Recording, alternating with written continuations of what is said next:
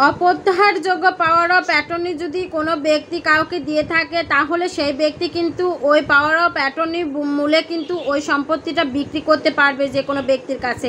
এক্ষেত্রে কিন্তু সম্পত্তির মূল মালিকের সিগনেচার লাগবে না, মূল মালিককে সাব রেজিস্ট্রি অফিসেও যেতে হবে না। তার মানে মূল মালিকের অনুপস্থিতিতেই কিন্তু পাওয়ার অফ অ্যাটর্নি মূলে ওই ব্যক্তি সম্পত্তি বিক্রি করে দিতে পারবে।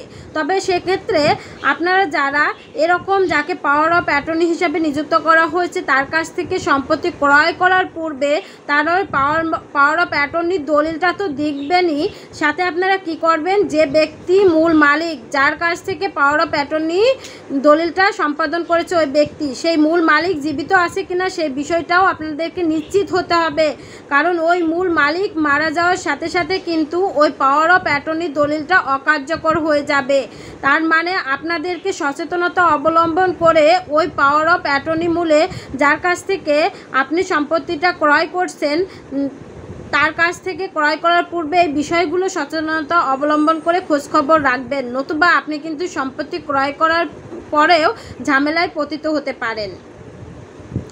আবার অনেক সময় দেখা যায় আপনারা সম্পত্তি ক্রয় করে ফেলেছেন, হঠাৎ করে দেখতে পেলেন যে ওই সম্পত্তিতে পাওয়ার অফ অ্যাটর্নি হিসাবে অন্যজনকে নিযুক্ত করা হয়েছে। তার মানে কোনো সম্পত্তি ক্রয় করার পূর্বেই কিন্তু আমাদেরকে যাবতীয় বিষয় লক্ষ্য করতে হয়। ওই সম্পত্তির ভায়া দলিল দেখতে হয়, ওই সম্পত্তিতে কাউকে পাওয়ার অফ অ্যাটর্নি হিসাবে নিযুক্ত করা হয়েছে কিনা সেই বিষয়টা খোঁজখবর নিতে হয়। ওই সম্পত্তি যে দাগে অবস্থিত সেই দাগের সম্পত্তি ভোগ দখলে আছে কিনা মূল মালিক সেই বিষয়টা দেখতে হয়, এবং দলিলে যতটুকু সম্পত্তি রয়েছে ভায়া দলিলে ঠিক ততটুকুই দখলে আছে কিনা সেটা নকশার সাথে এবং রেকর্ডের সাথে মিলাই নিতে হয়। তারপরে ওই সম্পত্তি আমি ক্রয় করব কিনা সেই বিষয়টা ভাবতে হয়। আবার অনেক সময় দেখা যায় যে ওই ব্যক্তি দখলে রয়েছে কিন্তু 1 নং খতিয়ানে চলে গিয়েছে, খাস জমিতে অন্তর্ভুক্ত হয়ে গিয়েছে। এই যে খাস খতিয়ানভুক্ত সম্পত্তি হয়ে গেল, ওই ব্যক্তি কিন্তু আপনার অগোচরেই সম্পত্তিটা বিক্রি করে দিতে চাচ্ছে এই ঝামেলাটা আপনার উপর চাপানোর জন্য।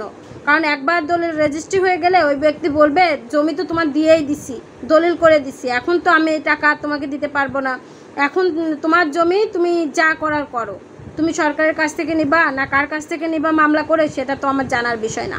তার মানে আপনারা যখন দলিল সম্পাদন করবেন তখন ওই দলিল সম্পাদনের পূর্বে আপনাদেরকে ওই ব্যক্তির ভায়া দলিল সম্পূর্ণভাবে দেখতে হবে। ভায়া দলিল যে দাগে রয়েছে সেই দাগের ওই সম্পত্তিটুকু সে দখলে আছে কিনা, আবার যতটুকু দখলে আছে সেটা নকশা অনুসারে ঠিক আছে কিনা, রেকর্ড অনুসারে ঠিক আছে কিনা, এবং ওই জমি সে পর্যায়ক্রমে যার যার কাছ থেকে কিনছে তাদের রেকর্ড অনুসারে জমির মালিকানা ঠিক আছে কিনা, রেকর্ড অন্যজনের নামে হঠাৎ করে অন্য একটা রেকর্ড হয়েছে কিনা সেটাও দেখতে হবে, সেখানে খাস খতিয়ানভুক্ত হয়ে যাওয়ার সম্ভাবনা রয়েছে। এই বিষয়গুলো দেখার পরে আপনারা যদি সম্পত্তি ক্রয় করেন তাহলে কিন্তু আপনারা সমস্যায় পতিত হবেন না। যারা আমার সঙ্গে যোগাযোগ করতে চাচ্ছেন তারা স্ক্রিনে দেওয়া হোয়াটসঅ্যাপ নাম্বারে আমার সঙ্গে যোগাযোগ করতে পারবেন। ধন্যবাদ।